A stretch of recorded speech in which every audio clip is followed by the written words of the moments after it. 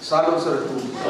Selamat malam, salam sejahtera bagi kita sekaliannya. Salam di dalam kasihnya Tuhan kita Yesus Kristus. Oleh karena kemurahan Tuhan kita dimungkinkan untuk melangsungkan ibadah doa penyembahan. Saya juga menyapa anak-anak Tuhan, umat Tuhan, hamba Tuhan dalam luar negeri yang senantiasa mengikuti pemberitaan firman lewat video internet atau live streaming YouTube, Facebook, dimanapun Anda berada. Kiranya Tuhan memberkati kita. Dan sebelum kita membawa hidup kita rendah di kaki salib Tuhan, terlebih dahulu kita memperhatikan firman penggembalaan untuk ibadah doa penyembahan dari surat yang dikirim oleh Rasul Paulus kepada jemaat di Kolose, pasal yang kedua ayat yang kelima. Pelayanan dan penderitaan Paulus. Sebab meskipun aku sendiri tidak ada di antara kamu, tetapi dalam roh aku bersama-sama dengan kamu. Dan aku melihat dengan sukacita tertib hidupmu dan keteguhan imanmu dalam Kristus. Rasul Paulus berkata, meskipun aku sendiri tidak ada di antara kamu, tetapi dalam roh aku bersama-sama dengan kamu. Tetapi dalam roh aku bersama-sama dengan kamu. Ini berbicara tentang penyertaan Tuhan terhadap sidang jemaat di Kolose. Kita kaitkan dulu, kita perhatikan penyertaan Tuhan terhadap Musa di tengah-tengah pemutusannya. Kolose, Keluaran pasal 3 ayat 10 sampai 12. Keluaran pasal 3 ayat 10 sampai 12. Musa diutus Tuhan. Jadi sekarang pergilah. Aku mengutus engkau kepada Firaun untuk membawa umatku, orang Israel, keluar dari Mesir. Sampai ayat 12. Tetapi Musa berkata kepada Allah, siapakah aku ini? Maka aku yang akan menghadap Firaun dan membawa orang Israel keluar dari Mesir. Lalu firman-Nya, bukankah aku menyertai engkau? Inilah tandanya bagimu bahwa aku yang mengutus engkau. Apabila engkau telah membawa bangsa itu keluar dari Mesir, maka kamu akan beribadah kepada Allah di gunung ini. Puji Tuhan. Tuhan menyertai Musa ketika ia diutus kepada Firaun untuk membebaskan bangsa Israel dari Mesir. Tanda Tuhan menyertai Musa, tanda penyertaan Tuhan di tengah-tengah pemutusan terhadap, tanda penyertaan Tuhan terhadap Musa. Musa dan bangsa Israel akan beribadah kepada Allah di gunung Horeb atau di gunung Sinai, tempat Musa berjumpa dengan Allah. Tanda Tuhan menyertai Musa. Musa dan bangsa Israel akan beribadah kepada Allah di gunung Sinai atau di gunung Horeb, tempat Musa berjumpa dengan Allah. Keluaran 19 ayat 15 dan 16 dan Keluaran pasal 20 ayat 18. Keluaran 19 ayat 15 sampai 16 dan Keluaran 20 ayat 18. Baca. Demikianlah firman Tuhan. Maka kata Musa kepada bangsa itu, bersiaplah menjelang hari yang ketiga, dan janganlah kamu bersetubuh dengan perempuan. Dan terjadilah pada hari ketiga pada waktu terbit fajar, ada guru dan kilat dan awan padat di atas gunung, dan bunyi sangkakala yang sangat keras, sehingga gemetarlah seluruh bangsa yang ada di perkemahan. Keluaran 20 ayat 18. Seluruh bangsa itu menyaksikan guru mengguntur, kilat sambung menyambung, sangkakala berbunyi dan gunung berasap. Maka bangsa itu takut dan gemetar, dan mereka berdiri jauh-jauh. Puji Tuhan. Haleluya. Di tengah-tengah ibadah Tuhan hadir, disertai dengan di tengah-tengah ibadah. Di tengah-tengah ibadah bangsa Israel beribadah kepada Tuhan di gunung Horeb, di gunung Sinai. Tuhan hadir disertai dengan 3 hal. 1, guru dan kilat. 2, bunyi sangkakala. 3, awan padat atau asap. Keterangan tentang gunung dan kilat, guru dan kilat. Keterangan tentang 2, guru dan kilat. Ini menuju kepada kuasa Roh El Kudus. Guru dan kilat itu menuju kepada kuasa Roh El Kudus. Kejadian 7 ayat 6. Kejadian 7 ayat 6. Ayat 19 dan 21. Kejadian 7 ayat 6, 19 dan 21. Baca. Air bah. Nuh berumur 600 tahun ketika air bah datang meliputi bumi. Terus. Dan air itu sangat dan ditutupinya segala gunung tinggi di seluruh kolong langit. 21. Lalu mati binasalah segala yang hidup, yang bergerak di bumi, burung-burung, ternak dan binatang liar, dan segala binatang merayap yang berkeliaran di bumi serta semua manusia. Puji Tuhan. Pada zaman Nuh terjadilah air bah 150 hari lamanya. Akibat air bah akibatnya titik 2. Matilah segala yang hidup, yang bergerak di bumi, burung-burung, ternak dan binatang liar, dan segala binatang merayap, serta semua manusia. Air bah itu menuju kepada dosa kenajisan. Ya. Jadi pada zaman Nuh air bah pernah melanda bumi selama 150 hari. Air bah itu menuju kepada dosa kenajisan. Akibatnya matilah segala yang hidup, antara lain yang bergerak di bumi, burung-burung, ternak dan binatang liar, dan segala binatang merayap, serta semua manusia. Kejadian 8 ayat 9. Demikianlah firman Tuhan. Ya. Tetapi burung merpati itu tidak mendapat tempat tumpuan kakinya, dan pulanglah ia kembali mendapatkan Nuh ke dalam bahtera itu, karena di seluruh bumi masih ada air. Terus lalu Nuh mengulurkan tangannya, ditangkapnya burung itu dan dibawanya masuk ke dalam bahtera. Ayat 11. Menjelang waktu senja, pulanglah burung merpati itu. Boleh 10 dulu. Mulai 10. Ia menunggu 7 hari lagi. Kemudian dilepaskannya pula burung merpati itu dari bahtera. Karena air bah belum surut, Nuh menunggu 7 hari, lalu dilepaskan kembali merpati itu. Terus ayat 11. Menjelang waktu senja, sore, petang. Terus pulanglah burung merpati itu mendapatkan Nuh. Terus dan pada paruhnya dibawanya sehelai daun zaitun yang segar. Dari situlah diketahui Nuh bahwa air itu telah berkurang dari atas bumi. Puji Tuhan. Kehidupan yang diurapi Roh Kudus, bebas dari dosa kenajisan. Kehidupan yang diurapi Roh Kudus, bebas dari kenajisan. Perhatikan di sini. Dari situlah diketahui Nuh baik bahwa air itu telah berkurang dari atas bumi. Dari ketika merpati itu pulanglah burung merpati itu mendapatkan Nuh, dan pada paruhnya dibawanya sehelai daun zaitun yang segar. Pada paruhnya dibawanya sehelai daun zaitun yang segar. Daun pohon zaitun itu menunjuk kepada kehidupan yang diurapi Roh Kudus. Kehidupan yang diurapi Roh Kudus, bebas dari dosa kenajisan. Tadi di atas telah dinyatakan, ketika banjir air bah itu datang, matilah segala yang hidup. Tetapi di sini kita melihat pada waktu senja, pada paruh merpati itu dibawanya sehelai daun zaitun yang segar. Semua pada waktu air bah terjadi, semua dilanda. Semua makhluk hidup mati kecuali pohon zaitun. Itu kehidupan yang diurapi Roh Kudus. Amin, saudara. Bebas dari dosa kenajisan. Kiranya dapat dipahami dengan baik. Itu sebabnya ketika Allah turun di atas gunung Sinai, disertai dengan guru mengguntur dan kilat sabuk menyambut. Itulah kesaksian dari kehidupan yang diurapi Roh Kudus.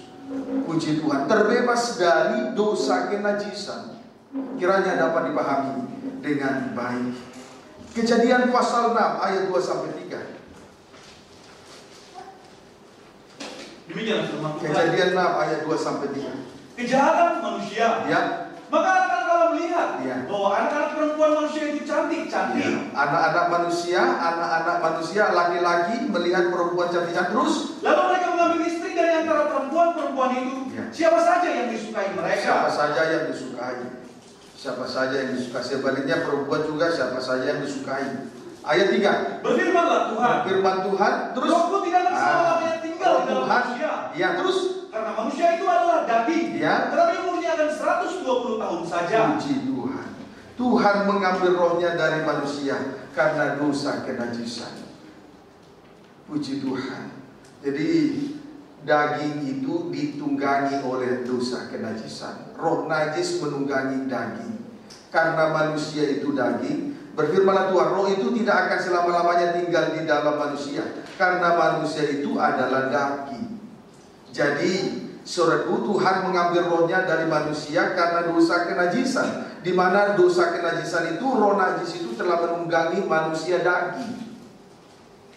Amin saudaraku. Tadi waktu air bah terjadi, selama waktu air bah melanda bumi selama 150 hari, pohon zaitun tetap berdiri tegak. Puji Tuhan. Haleluya.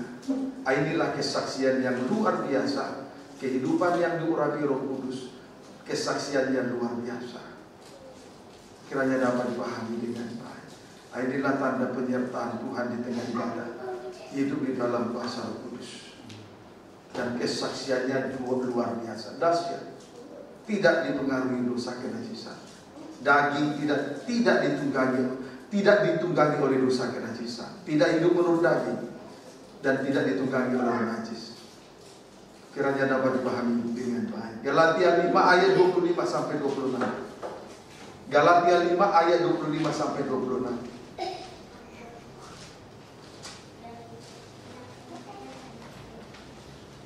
Demikian firman Tuhan. Ya. Hidup menurut daging atau roh. Ya. Jikalau kita hidup oleh roh, Jikalau kita hidup oleh roh, baiklah hidup kita juga dipimpin oleh roh. Iya. Terima kasih. Hidup oleh roh, baiklah memberi diri dipimpin oleh roh.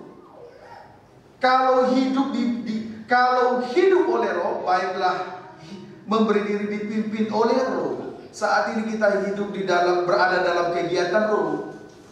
Jadi orang yang berada dalam kegiatan roh hendaklah memberi diri dipimpin oleh roh. Berarti jangan hidup menurut daging dengan segala tabiatnya. Terkhusus orang-orang yang sudah melayani Tuhan, terkhusus imam-imam. Kalau hidup oleh roh, atau berada dalam kegiatan roh, atau berada dalam kegiatan ibadah dan di tengah-tengah ibadah dan pelayanan dan segala kegiatan yang ada dalamnya, memberi diri dipimpin oleh roh. Tidak boleh hidup menurut daging dengan segala tabiat-tabiatnya. Amin saudaraku. Berarti istri pertama, jangan gila hormat. Jangan gila hormat. Gila hormat itu menunjuk kepada orang yang selalu bermega atas dirinya. Gila hormat itu menunjuk kepada orang yang selalu bermega atas dirinya, bukan bermega atas Tuhan. 2 Korintus 10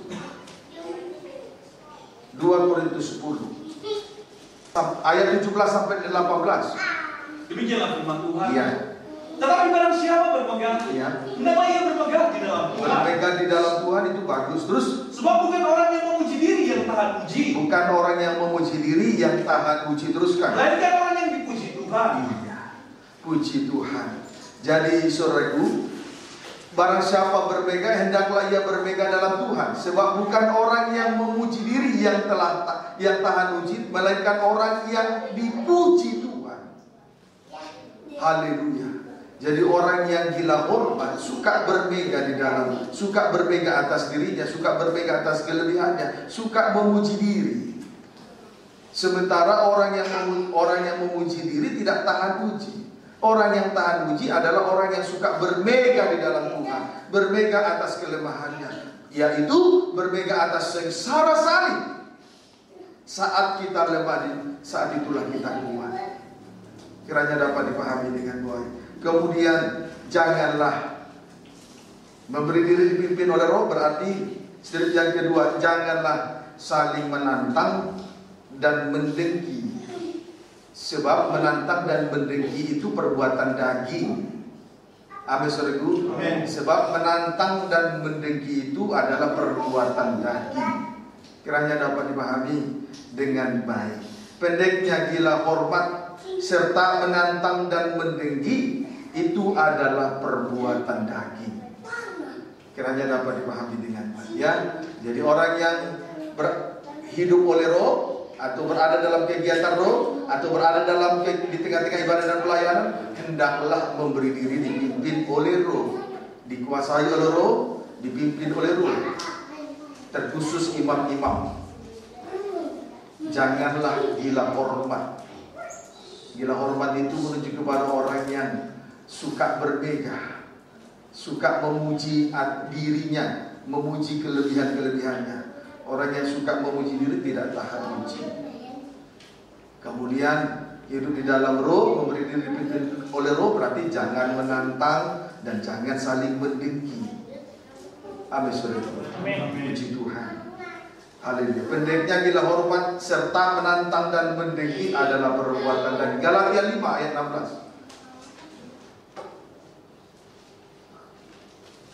Boleh baca 25 terus langsung ke 16. Galatia 5 ayat 16, baca dulu ayat 25. Demikianlah firman Tuhan. Jikalau kita hidup oleh roh, baiklah hidup kita juga dipimpin oleh roh. Ayat 16. Maksudku ialah, maksud hidup oleh roh, ya, hiduplah oleh roh. Hiduplah oleh roh, terus kamu tidak akan menuruti keinginan daging. Kalau kita hidup oleh roh, pasti seseorang tidak memberi diri dipimpin oleh daging, tidak hidup menurut daging dengan segala tabiat-tabiatnya.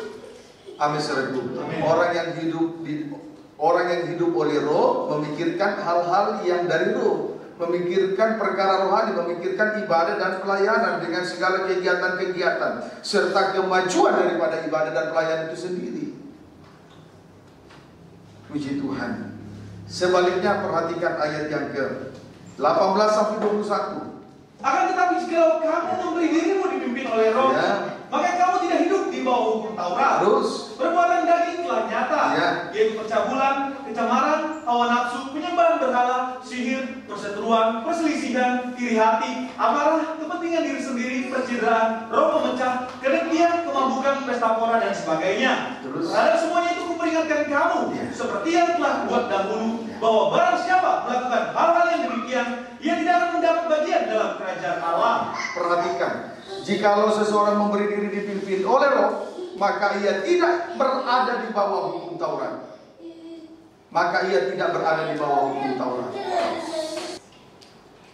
Puji Tuhan. Haleluya. Jadi kalau hidup di dalam roh, dipimpin oleh roh, maka ia tidak berada di bawah hukum Taurat. Tidak berada di bawah hukum Taurat. Tanda berada di bawah hukum Taurat berarti hidup menurut daging. Tanda berada di bawah hukum Taurat, selain menjalankan ibadah secara lahiriah, juga hidup menurut daging, yaitu percabulan, kecemaran, hawa nafsu, penyembahan berhala, sihir, perseteruan, perselisihan, iri hati, amarah, kepentingan diri sendiri, percideraan, roh pemecah, kedengkian, kemabukan, pesta pora dan sebagainya. Itu perbuatan daging. Kiranya dapat dipahami dengan baik. Amin, saudaraku. Haleluya. Saudaraku, kita butuh penyertaan Tuhan. Itu sebabnya kita ada di tengah-tengah ibadah ini. Di tengah-tengah ibadah ini Tuhan hadir bersama dengan roh Tuhan, berkuasa atas kehidupan kita supaya menjadi kesaksian yang luar biasa. Kesaksian yang luar biasa, tidak hidup di dalam dosa kenajisan. Tadi waktu air bah melanda bumi selama 150 hari, semua yang hidup binasa. Tumbuh-tumbuhan, ternak dan lain sebagainya, bahkan yang merayap, melata, binasa. Tetapi orang yang hidup di dalam roh, kesaksiannya luar biasa. Dari situlah Nuh mengetahui, dari kesaksian yang hidup di dalam roh inilah mengetahui keadaan dunia ini. Amin, saudaraku. Puji Tuhan. Haleluya. Kiranya dapat dipahami dengan baik. Haleluya. Kemudian tentang sangkakala berbunyi. Sangkakala berbunyi itulah firman Allah yang disampaikan di tengah-tengah ibadah dan pelayanan yang Tuhan percayakan. Jadi di tengah-tengah ibadah itu, saat Tuhan hadir di tengah-tengah ibadah itu disertai dengan sangkakala berbunyi. Sangkakala berbunyi itulah firman Allah yang disampaikan. Maka dalam setiap ibadah firman Allah harus disampaikan. Tidak cukup dalam ibadah hanya tanda-tanda heran ataupun mukjizat. Tidak cukup hanya bicara soal berkat-berkat. Di tengah ibadah itu firman Allah harus disampaikan dengan jelas. Sejelas sangkakala yang ditiupkan, sejelas bunyi sangkakala yang ditiup, kiranya dapat dipahami dengan baik. Amin, saudaraku. Amin. Puji Tuhan. 2 Timotius 3 ayat 16 sampai 17.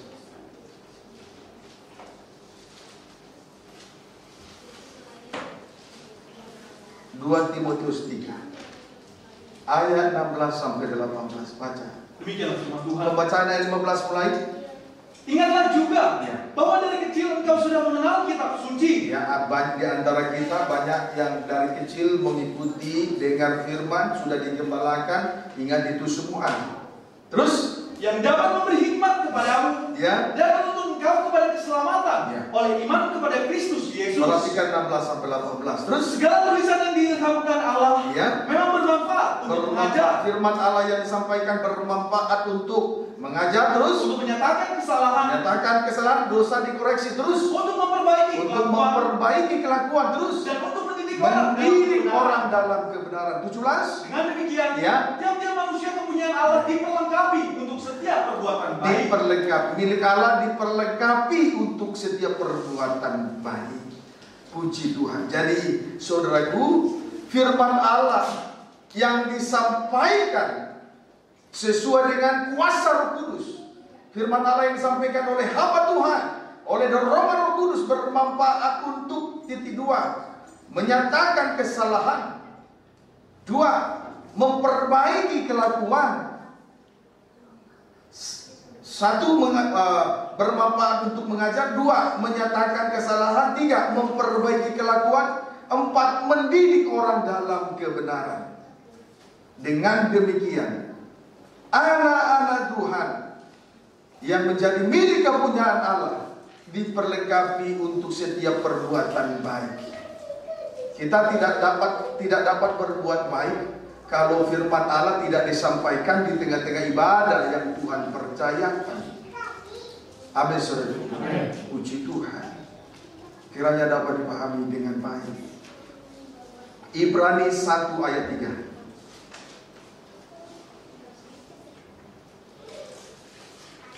Allah berfirman dengan perantaraan anaknya. Boleh baca itu terus. Maka pada zaman akhir ini terus Dia telah berbicara kepada kita dengan perantaraan anaknya. Anaknya Yesus yang disalibkan, itu kasih karunia. Terus yang telah ditetapkan sebagai yang berhak menerima segala yang ada. Terus oleh Dia Allah telah menjadikan alam semesta. Terus Ia adalah cahaya kemuliaan Allah dan gambar wujud Allah dan menopang segala yang ada dengan firman-Nya yang penuh kekuasaan. Dan setelah Ia selesai mengadakan penyucian dosa, Ia duduk di sebelah kanan yang maha besar di tempat yang tinggi. Terima kasih. Firman Allah itu berkuasa untuk mengadakan, pendeknya firman Allah itu berkuasa untuk mengadakan penyucian terhadap dosa. Amin, saudaraku. Puji Tuhan. Jadi firman Allah itu menopang pekerjaan Allah. Sebab itu firman Allah harus disampaikan, diterangkan dengan jelas dalam setiap pertemuan-pertemuan ibadah yang Tuhan percayakan. Kiranya dapat dipahami dengan baik. Tetapi hari-hari ini setan begitu licik sekali mengaburkan kebenaran, sehingga banyak di tengah-tengah ibadah hanya ada tanda-tanda heran dan mukjizat-mukjizat, firman Allah tidak disampaikan. Lupa dengan penyertaan Tuhan. Kiranya dapat dipahami dengan baik. Keluaran 19 ayat 19.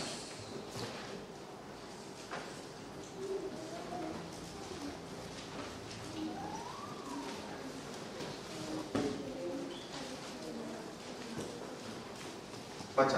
Demikianlah firman Tuhan. Bunyi sangkakala kian lama kian keras. Bunyi sangkakala kian lama kian keras. Terus berbicaralah Musa. Lalu Allah menjawabnya dalam guru. Puji Tuhan. bunyi sangkakala itu kian lama kian keras. Bunyi sangkakala itu kian lama kian keras. Jadi bukan kian lama kian suaranya mengecil, tapi bunyi sangkakala itu kian lama kian keras. Bunyinya semakin keras diperdengarkan. Puji Tuhan, kiranya dapat dipahami dengan baik. 1 Korintus 14 ayat 24 sampai 25.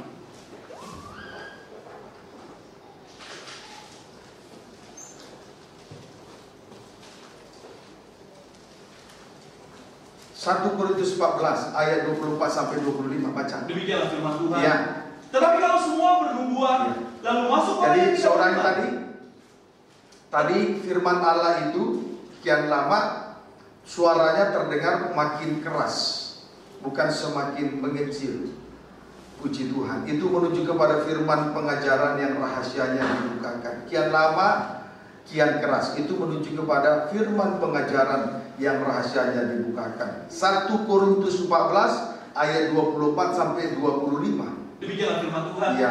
Tetapi kalau semua bernubuat, Ya. lalu masuk orang yang tidak beriman atau orang baru, Terus? ia akan diyakinkan oleh semua dan diselidiki oleh semua. Terus? Segala rahasia yang terkandung di dalam hatinya akan menjadi nyata, Ya. sehingga ia akan sujud menyembah Allah dan mengaku, sungguh Allah ada di tengah-tengah kamu. Ketika firman rahasianya dibukakan, berkuasa untuk menyingkapkan segala rahasia yang terkandung di dalam hati, sama dengan menyingkapkan segala yang terselubung, sama dengan dosa dibongkar dengan tuntas. Karena bunyi sangkakala itu makin lama makin keras. Puji Tuhan, makin lama makin keras. Artinya itu menuju kepada firman pengajaran yang rahasianya dibukakan. Kalau kian lama kian keras, berarti itu menuju kepada firman pengajaran yang rahasianya dibukakan. Kuasa dari firman pengajaran yang rahasianya dibukakan menyingkapkan segala rahasia yang terkandung di dalam hati, atau menyingkapkan segala yang terselubung. Berarti dosa dibongkar dengan tuntas. Puji Tuhan, kiranya dapat dipahami dengan baik. Kiranya itu nyata dalam kehidupan kita pribadi lepas pribadi. Tidak ada lagi yang tersembunyi. Tidak ada sesuatu yang disembunyikan lagi. Amin. Amin. Itu tanda penyertaan Tuhan di tengah ibadah, disertai dengan bunyi sangkakala. Berkuasa untuk menyucikan dosa, bahkan menyingkapkan segala yang terselubung. Dosa dibongkar dengan tuntas, tidak ada lagi yang tersisa. Saya cukup menghargai sidang jemaat apabila mau dengar nasihat firman Tuhan. Saya cukup menghargai, mengapresiasikan kalau anak Tuhan mau menghargai nasihat firman Tuhan. Amin, saudaraku. Amin. Kiranya dapat dipahami dengan baik. Artinya tidak mau bertahan dengan dosa, apalagi menikmati dosa itu sendiri. Supaya kita berkenan kepada Allah dan dihormati manusia. Kiranya dapat dipahami dengan baik. Puji Tuhan. Sekarang tentang awan padat, garis miring asap, itu menuju kepada doa penyembahan. Puji Tuhan, itu menuju kepada doa penyembahan. Wahyu 8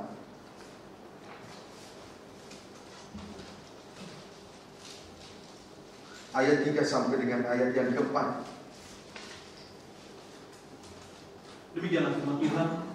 Meterai yang ketujuh. Maka datanglah seorang malaikat lain, dan dia pergi berdiri di dekat mezbah dengan sebuah perlupaan emas, dan kepadanya diberikan banyak kemenyan untuk dipersembahkannya bersama-sama dengan doa semua orang kudus di atas mezbah emas di hadapan tahta itu. Asap berupa kemenyan yang naik di hadirat Tuhan itu menuju kepada doa penyembahan. Asap berupa kemenyan yang naik di hadirat Tuhan itu menuju kepada doa penyembahan. Biarlah kiranya kita hidup di dalam doa penyembahan besar, menjadi misbah dupa besar, sebagaimana dinyatakan di sini. Kepadanya diberikan banyak kemenyan, kepadanya diberikan banyak kebenaran, supaya menghasilkan asap dupa kemenyan yang banyak di hadapan Tuhan, menjadi misbah dupa besar, menjadi hidup dalam doa penyembahan yang besar. Biarlah di hari-hari terakhir ini kita betul-betul hidup di dalam doa penyembahan yang besar. Kepadanya diberikan banyak kemenyan. Kalau kepadanya banyak diberikan kemenyan, maka tentu kemenyan yang dibakar itu akan menghasilkan asap dupa kemenyan yang banyak. Itu menuju kepada doa penyembahan yang besar, misbah dupa besar. Memang itu harus terjadi di hari-hari terakhir ini. Amin, saudaraku. Kita harus hidup di dalam doa penyembahan yang besar. Selain mengingat kedatangan Tuhan sudah tidak lama lagi, saudaraku, kita di hari-hari terakhir ini menghadapi situasi yang sangat sulit sekali.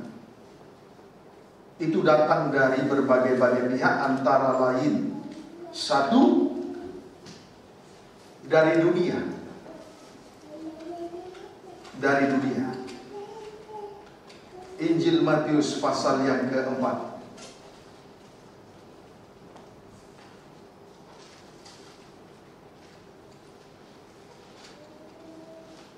Ayat 8 sampai dengan ayat 10. Demikianlah firman Tuhan. Iya. Dan iblis membawanya pula ke atas gunung yang sangat tinggi, Iya. dan memperlihatkan kepadanya terus semua kerajaan dunia dengan kemegahannya. Memperlihatkan kerajaan dunia dengan kemegahannya terus. Dan berkata kepadanya, Ya. semua itu akan kuberikan kepadamu, Ya. jika engkau sujud menyembah aku. Sujud menyembah kepada setan. Terus. Maka berkatalah Yesus kepadanya, Ya. Nyala iblis. Nyala iblis. Sebab ada tertulis. Engkau harus menyembah Tuhan Allahmu. Engkau harus menyembah Tuhan Allahmu. Dan hanya kepada Dia sajalah engkau berbakti. Iya. Puji Tuhan. Biarlah kita hidup di dalam penyembahan yang besar, menjadi misbah dupa yang besar, supaya terlepas dari kerajaan dunia dengan segala kemegahannya, terlepas dengan arus dunia, dengan segala arus dunia, daya tarik atau magnet dunia. Puji Tuhan.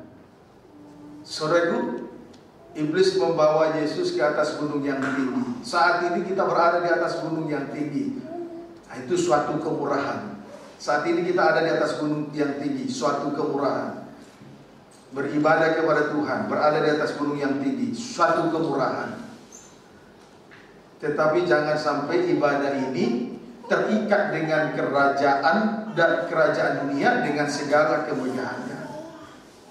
Jangan sampai kita orang yang sudah beribadah di dalamnya, melayani di dalamnya, tapi terikat dengan arus dunia, daya tarik bumi.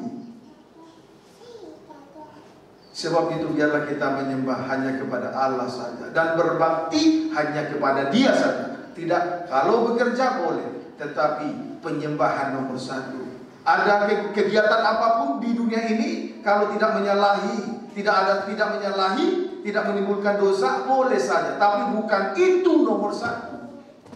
Kita harus tetap berbakti kepada Tuhan, menyembah Allah yang hidup, supaya terlepas dari daya tarik bumi, kerajaan dunia dengan segala kemegahannya.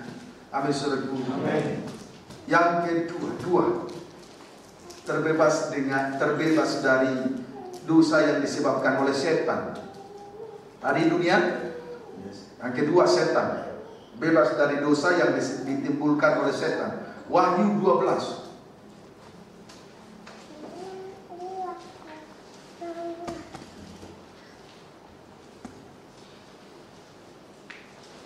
Ayat 15 sampai 16. Naga memburu perempuan itu. Ya. Lalu ular itu menyemburkan dari mulutnya air sebesar sungai. Air sebesar sungai. Terus ke arah perempuan itu, supaya ia dihanyutkan sungai itu. Terus tetapi bumi datang menolong perempuan itu. Ia membuka mulutnya dan menelan sungai yang disemburkan naga itu dari mulutnya. Ketika ular itu menyemburkan dari mulutnya air sebesar sungai, dengan tujuan untuk menghanyutkan perempuan itu, tetapi di sini kita melihat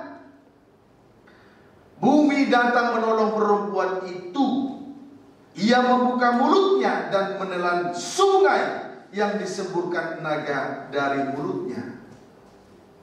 Puji Tuhan, kita lihat bumi menolong perempuan itu. Perempuan itu menuju kepada gereja Tuhan. Kejadian pasal yang ke-2 ayat yang ke-6. Demikianlah firman Ya. Tuhan. Tetapi ada kabut naik ke atas dari bumi. Terus Dan membasahi seluruh permukaan bumi itu. iya. Jadi kabut atau asap naik ke atas dari bumi, itu menuju kepada doa penyembahan. Itulah yang menolong kita nanti dari setan, dari iblis atau setan. Amin, saudaraku. Hidup di dalam doa penyembahan. Penyembahan itu menunjukkan kerendahan hati seseorang.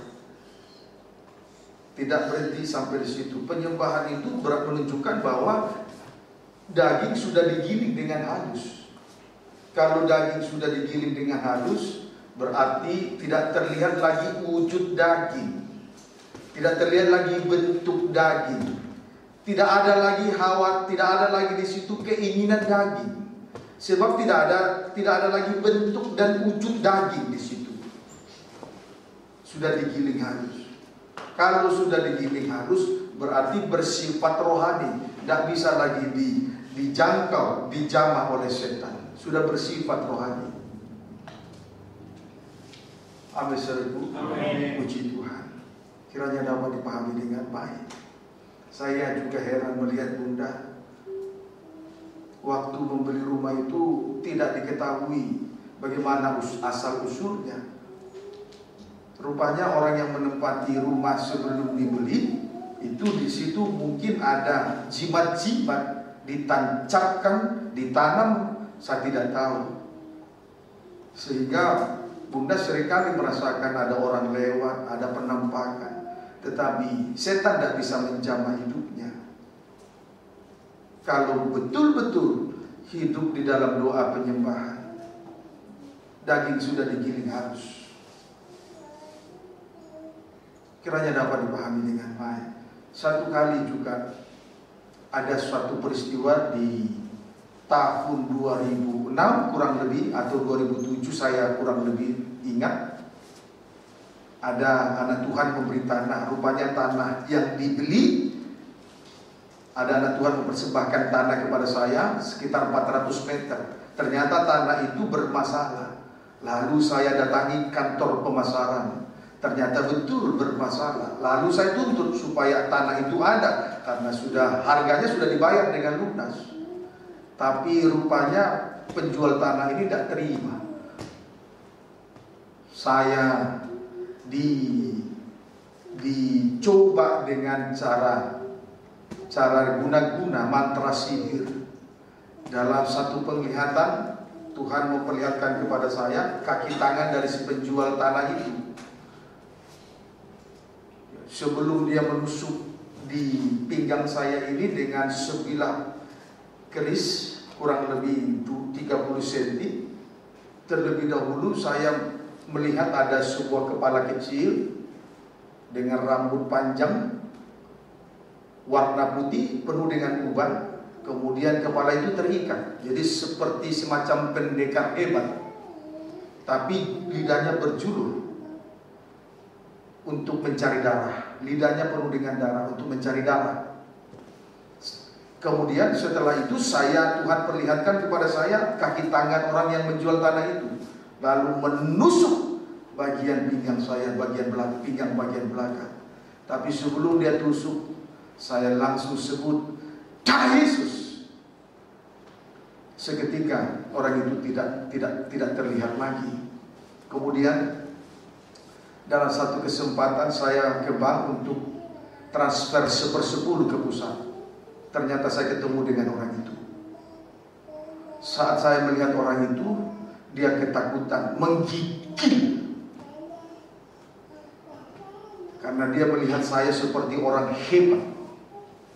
Karena waktu jimat guna-guna itu, waktu setan hendak membunuh, ketika setan itu digunakan untuk membunuh saya, itu dengan setan bukan lagi setan sembarangan setan, sudah pendekar, tetapi oleh darah Yesus saya tertolong. Biarlah kita hidup di dalam penyembahan yang besar.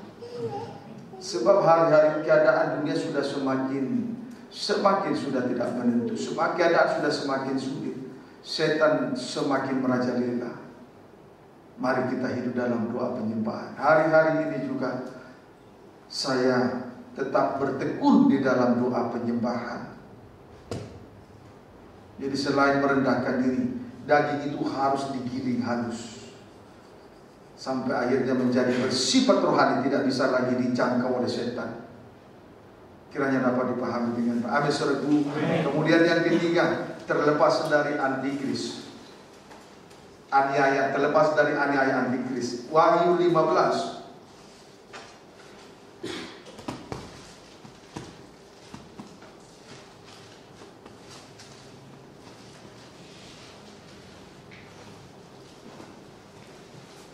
Ayat 2 sampai ayat 3. Nyanyian mereka yang menang. Iya.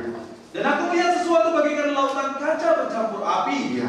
Dan di tepi lautan kaca itu berdiri orang-orang yang telah mengalahkan binatang itu, iya, dan patungnya dan bilangan namanya. Iya. Pada mereka ada kecapi Allah. Ada kecapi Allah. Apa itu kecapi Allah? Lebih jauh ayat 3 terus. Dan mereka menyanyikan nyanyian Musa. Ada kecapi Allah. Kemudian mereka menyanyikan nyanyian Musa hamba terus. Dan nyanyian anak domba. Iya. Iya. Besar dan ajaib segala pekerjaanmu. Besar dan ajaib segala pekerjaanmu. Ya Tuhan Allah ya Tuhan yang Maha Kuasa. Adil dan benar segala jalanmu. Iya. Ya Raja segala bangsa. Puji Tuhan. Saudaraku, perhatikan, pada mereka ada kecapi Allah. Kemudian mereka menyanyikan nyanyian Musa hamba Allah dan nyanyian anak domba. Itu menunjukkan adanya suatu persekutuan yang indah dengan Tuhan lewat doa penyembahan. Dan pada saat itulah antikris, sehingga dengan demikian terbebas dari antikris yang akan nanti muncul tidak lama lagi.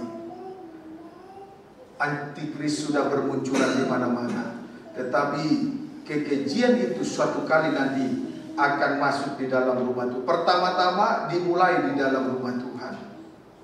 Tetapi kalau kita betul-betul hidup di dalam doa penyembahan, terlepas dari aniaya antikris, sesuai dengan Wahyu pasal yang ke-11 ayat yang pertama, yang diukur di situ adalah bait suci Allah dan mezbah dan mereka yang beribadah di dalamnya.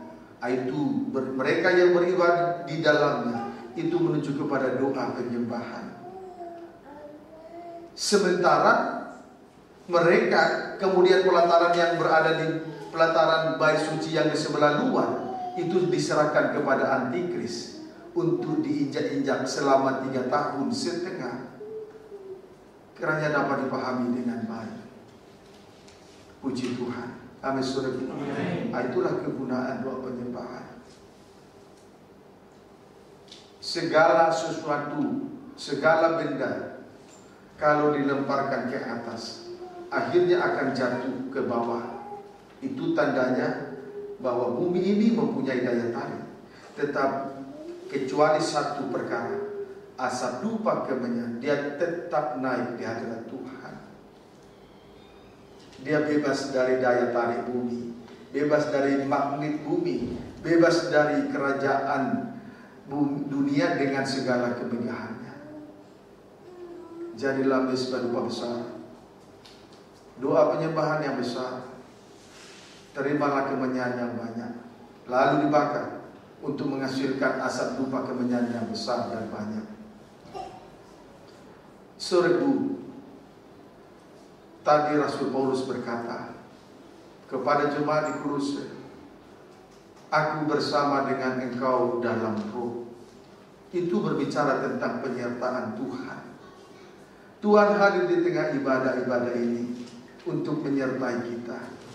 Di tengah ibadah itu diikutsertakan dengan 3 perkara. Tadi kita sudah baca itu ketika bangsa Israel beribadah di Gunung Horeb, tepat sesuai dengan apa yang dijanjikan oleh Tuhan kepada Musa saat dia perjumpaan Musa dengan Allah di Gunung Horeb. Pada saat mereka beribadah di atas Gunung Sinai, Tuhan hadir di atas gunung itu disertai dengan 3 perkara. 1, kilat, bunyi guru mengguntur dan kilat sabu menyambung. Itu berbicara tentang daya kuasa dari Roh El Kudus. Kesaksian dari orang-orang yang hidup dalam kuasa Roh Kudus adalah kesaksian yang dahsyat, daya dan kuasa yang luar biasa. Kemudian disertai dengan bunyi sangkakala, kian lama kian keras. Kemudian disertai dengan awan padat atau asap. Itulah doa penyembahan. Amin. Tuhan menyertai kita di tengah ibadah ini. Dalam kita ada dalam memasuki setiap pertemuan ibadah, di situ Tuhan hadir. Ketika Tuhan hadir, disertakan dengan 3 perkara tadi. Amin. Jadi jelas bahwa Tuhan Yesus Kristus adalah Tuhan atas hari Sabat. Amin. Injil Matius pasal 12 ayat 8.